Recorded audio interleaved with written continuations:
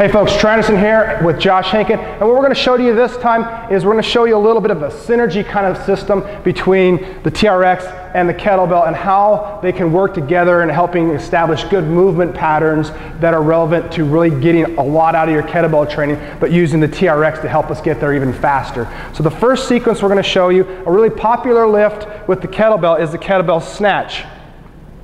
And one of the common problems we have with the snatch with a lot of people is they'll snatch it out in front of their body, or their catch position at the top will be a little bit off. So what we want to take a look at, Josh is obviously very proficient at this, but what we can take a look at is helping people learn how to segment that force or power from the lower body out the top and then get into full extension. So we're going to show you a modified version of the full body extension with the TRX, but with a single arm. Josh working on the movement coming from his hips.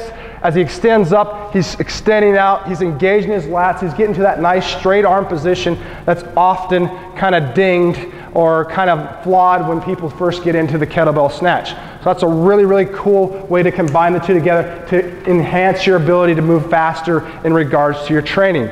Next, we're going to take a look at the Renegade Row, an awesome upper body strength and stabilization drill, but one of the things that tends to happen really bad is an over torque or over shift of the load when you're doing Renegade Rows with the kettlebells, especially just starting out. So what we're going to show you is a classic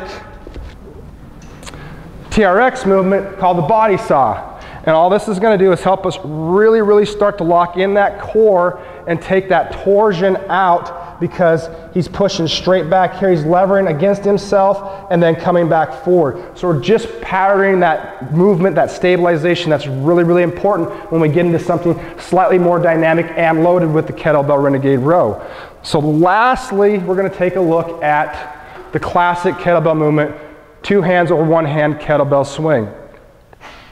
Moving fast with a kettlebell and this fast eccentric load is something that's really, really, really uncommon to many people when they first start out. And they want to do this lift early on, and they don't get the hip hinge, and sometimes they have a little bit of time of getting to full extension or quote unquote lockout. So we're going to use the TRX to show you two versions of ways to help pattern that before you get to the load with speed, which is obviously a couple more kind of things that are harder to control than just moving the body. So we're going to start here to teach you hip hinge with the hip lift. Josh is pushing up into hip, really hard hip extension, digging into the TRX, pushing straight up at the knee, and getting good glute squeeze at the top, hinging on the back so you can kind of see the similarities between that and the swing. And then he's going to come straight out and extend his legs into the classic runner position. And all this is the extension position in the swing. So we're working on teaching him how to get there. So there's 3 sets of really cool synergy series between kettlebell and TRX and how they can help you